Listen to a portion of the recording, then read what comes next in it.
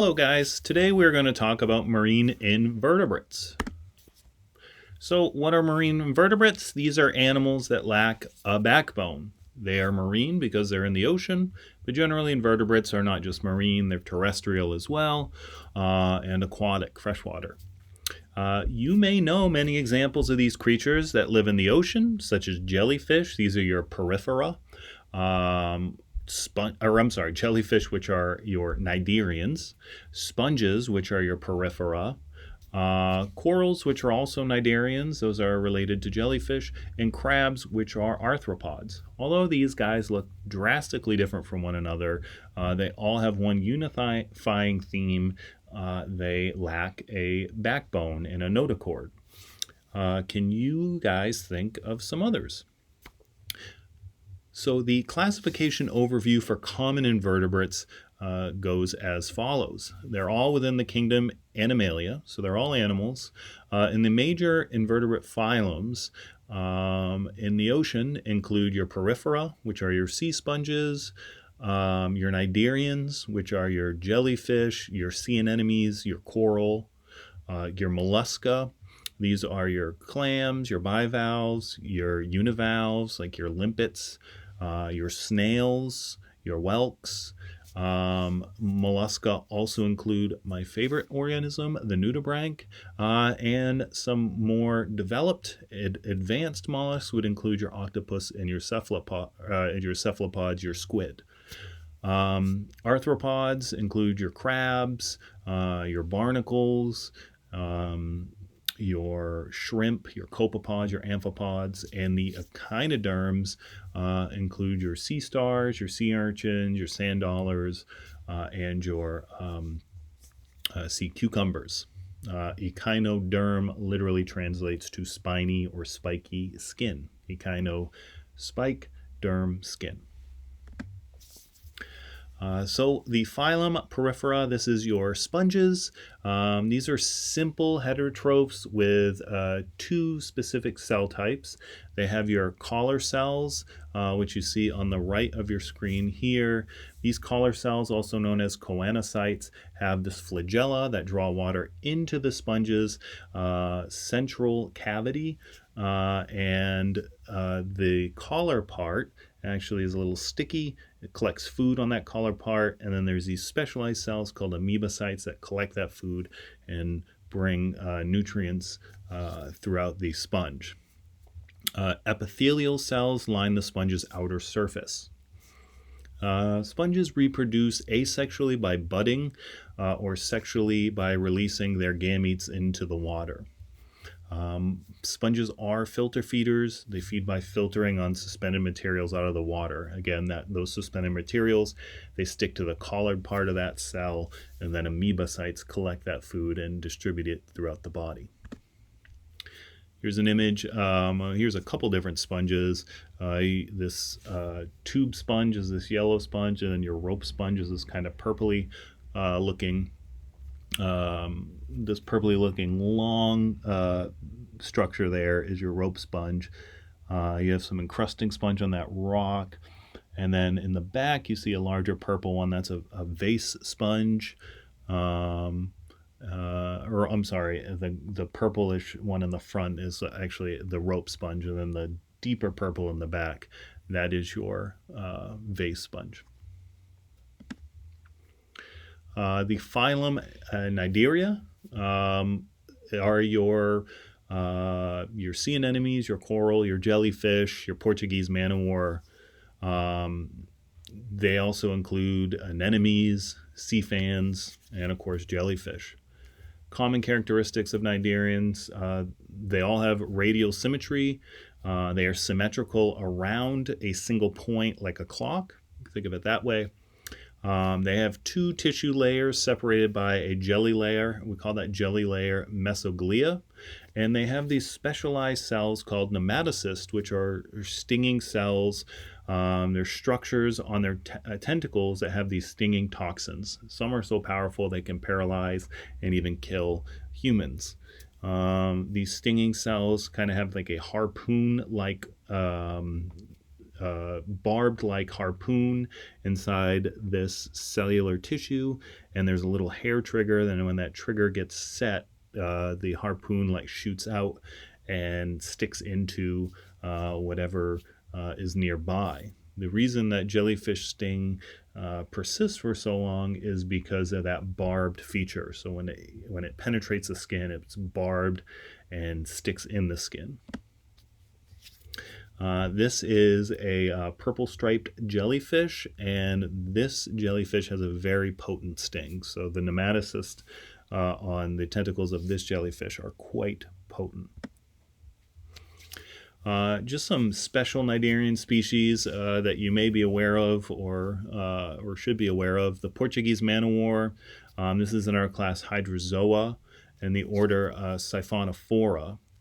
These are in a different class than jellyfish because they're colonies. So all these tentacles that you see, these blue-like tentacles below this bladder, those are all different individuals living in this polyp stage. Cnidarians, they primarily have a polyp stage or a medusa stage. The polyp stage is what you primarily see with coral or sea anemones, and then the medusa stage is that traditional body plan like you see with just your traditional jellyfish. On the right here we have fire coral, class Hydrozoa, order Capitata. These are in a different class than typical hard corals, and you will get a very mild burn if you touch them. Again, that's from they also have those stinging nematocyst cells. All right, the phylum Mollusca has 3 defining traits. Your mollusks include your oysters, your clams, your mussels, your conchs, your sea slugs, squid, and octopus. Most mollusks have 3 traits. So most mollusks have a mantle, which is just this muscular bag surrounding the gills and other organs for circulation. Most have a muscular foot for locomotion, for movement. And most have a radula, which is like this rough scraping appendage for feeding or protection.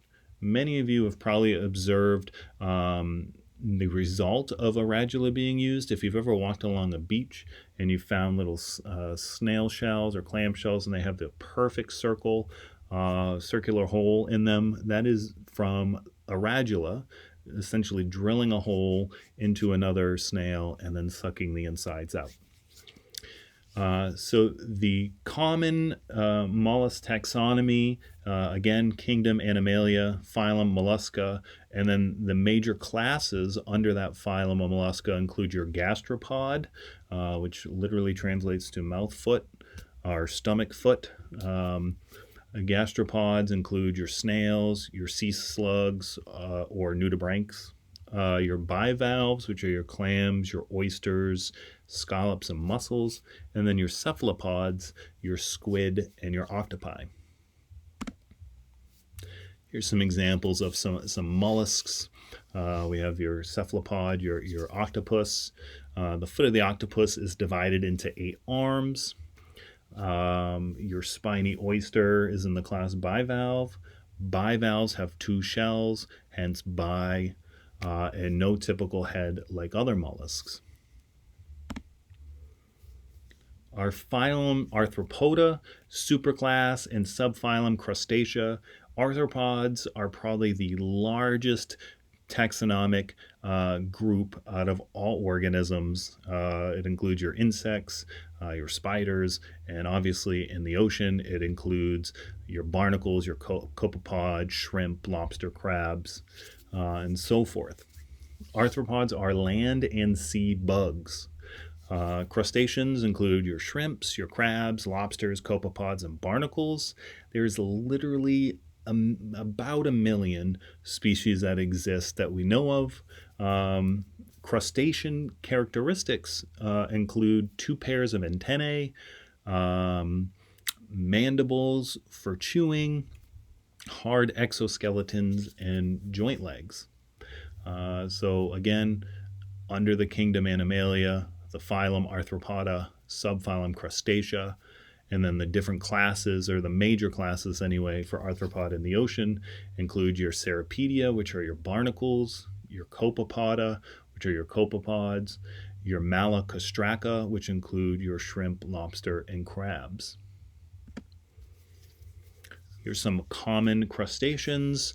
We have your rock lobster here in the subphylum Crustacea, the class Malacostraca, the order Decapoda. Your copepod here. Actually, that is an amphipod. There's subtle differences between amphipods and copepods. We won't get into it here, but they're both in the subphylum Crustacea, class Copepoda, and order Harpacacticoidea. The phylum Echinodermata, known as the ocean stars sometimes. This includes your sea stars. They're not fish. I don't like to call them starfish, but more commonly they are referred to as starfish or sea stars. Also your sea urchins, your sand dollars, and your sea cucumbers. Most echinoderms have these main traits. They have these tube feet for motion. They have radial symmetry as adults. Symmetry, again, that's that symmetry around a single point like a clock. When they're polyp stages, when they're little zooplankton, their symmetry is a little bit different, but we won't get into that. And they have what we call a water vascular system that circulates seawater. So it takes seawater in, and that helps with locomotion, but it also can help with digestion and nutrient intake. In the echinoderm taxonomy, some common classes are, again, the kingdom Animalia, phylum Echinodermata, but the classes include your Asteroideae, these are your sea stars, your Euphoroideae, which are your brittle stars, your Holothuroideae, which are your sea cucumbers, and your Echinidae, which is your sea urchins.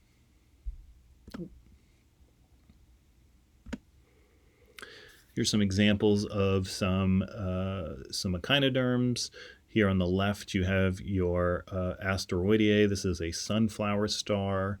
And then on your right, you have a sea urchin. We had a couple sea urchins in our tank. They were the green spiky guys. This is a more tropical species of that.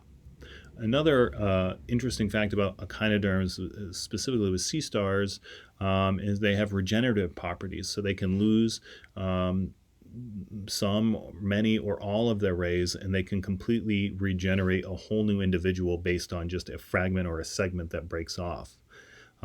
We also don't know the life expectancy of sea stars. Some scientists think that they are immortal. As long as they're not eaten or succumb to some disease, they could foreseeably live forever because of this regenerative property that they have.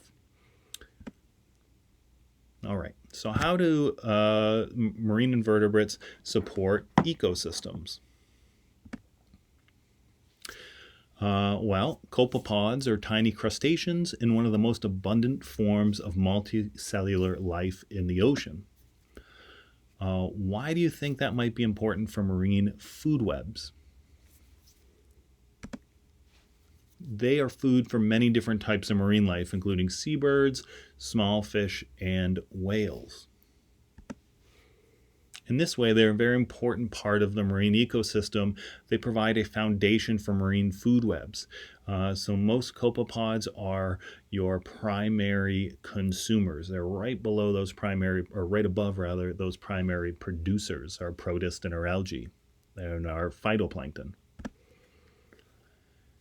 So this is just a visual example of how copepods support other life. This little critter gets consumed by organisms that are in turn consumed by larger organisms.